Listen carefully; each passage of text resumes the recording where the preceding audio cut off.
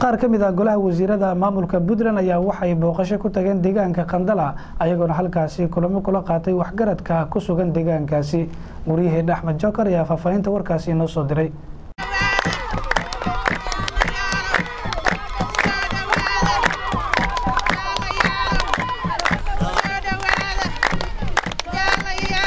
wafdigan ayaa waxa hogaaminayay wasiirka kalluumaysiga dawladda Puntland waxaana kamid ahaa wasiir ku-xigeenna ay kamid ahaayeen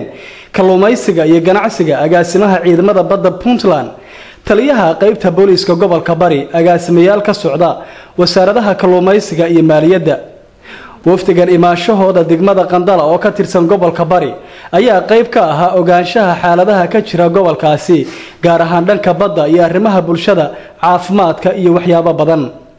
inta ay ku sugnaayeen wafdigani degmada Qandala oo ka tirsan gobolka Bari waxa ay kormeereen isla markaasina ay socod ay ku soo mareen goobo badan ay kamid ahaayeen goobaha waxbarashada iyo saldhigga bartamaha ee ku yaala degmada Qandala. kulan ay wada yeesheen maamulka degmada iyo mas'uuliyiinta ka socday dawladda Puntland ayaa looga wada hadlay arrimo badan oo ku aadan horumarka iyo caqabadaha ka jira degmada Qandala waxaana ugu horeyn halkaasi ka hadlay duqa degmada Qandala oo sheegay inay jiraan dhibaatooyin dhanka badda. dhibaatooyin ka jira xagga kalluumaysiga haddii dhinaca kalluumaysiga ahaan lahayd xagga wasaaradda ahaan lahayd oo wasaaradda kalluumaysigu intii wasaaradda kalluumaysiga Puntland ay jireen ay kamid tahay waxyaalaha aan wax badan laga qaban ama waxba aan laga qabanba sababtoo hadana waxaan joognaa 3 sano wasaaradda kalluumaysiga Puntland degmada Qandala waxay ka qabatay ma jirin waxa jira degmooyin kamid ah Puntland haddii ahaan la shabaago haddii aan la siximado haddii aan lahayd qaboojiyaal intaba waa laga dhisay laakiin degmada Qandala shaqada qaboojiyaal xataa shabaaga xataa mataqaana lama keenin. agaasimaha guud ee ciidamada badda Puntland ayaa sheegay in ay horay u soo mareen degmada Qandala ayna ku arkeen dhibaatooyin kala duwan oo dhinaca badda iyo kalluun badan oo soo caariyay. waana furaynaa markhaatigaas oo kalluunkii halka daadsanaa indhahayagan ku aragnay anu waxaan manayaa muddo yar baynu ismoogna halkaan aan ku nimid aniga iyo wasiir ku-xigeenku indhahayagan aanu ku aragnay dhibaatadii meesha ka jirtay yaantii waxaanu ballan qaadnay dawladda inay halkaan timaado maanta waxaanu inii keenay wasiirkii arrintaas xusaysay oo ah wasiirka kalluumaysiga Qandala waxaan rajaynaynaa madaxweynaha anagoo la soconaan inaanu nimaano haddii Ilaahay yiraahdo insha Allah. mid ka mid ah haweenka degmada Qandala ayaa mas'uuliyiinta dawladda Puntland gaar ahaan wasiirka kalluumaysiga u sheegtay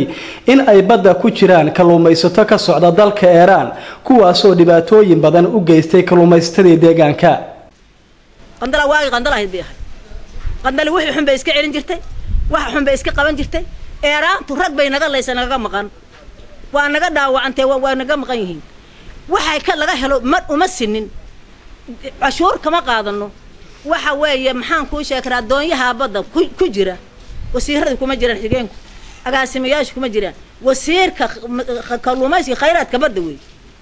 xaq hadaanu ku leenahay ee dhulka anagu hadaanu leenahay Irantu sida xaq waxa noola joog ee Iran naga tagto. taliyaha qaybta booliiska gobolka Bari ayaa isaguna dhankiisa sheegay in ay soo xoojin doonaan ciidamada booliiska ee degmada Qandala. intii kulankaasi uu socday ay wada yeesheen mas'uuliyiinta dawladda iyo dadka deegaanka ee degmada Qandala waxa ka hadlay wasiir ku-xigeenka kalluumaysiga iyo kan ganacsiga waxaana ay si wada jira u sheegeen in dawladda Puntland ay ka go'an tahay in dadka iyo dalkaba ay u shaqeyso. ugu dambeyntii kulankaasi waxa ka hadlay wasiirka kalluumaysiga dawladda Puntland waxaana uu sheegay in dawladdu ay wado hawlgallo kala duwan oo ku aadan dhanka badda kuwaas oo lagula dagaalamayo dadka sida sharci darrada uga kalluumaysta xeebaha gobolada Puntland. doonyihii dheereeyaa jooga maraakiibtii baa qoofalan kuwii qoryuhu saarnaayeen weeye ciidankii baa la kordhinayaa badda in sharci darrada lagu kalluumaysto been idin sheegi maayee haddaan Ilaahay laga waayin muddo dhow inaydinaan arkaynin wax sharci darro ku kalluumaysanaya. wafdigan ayaa la filayaa in ay booqashooyin kala duwan sidoo kale ay ku tagaan degmooyinka dhanka xeebaha oo ay ugu horeyso degmada Calula oo ah caasimadda gobolka Gardafu ee Puntland.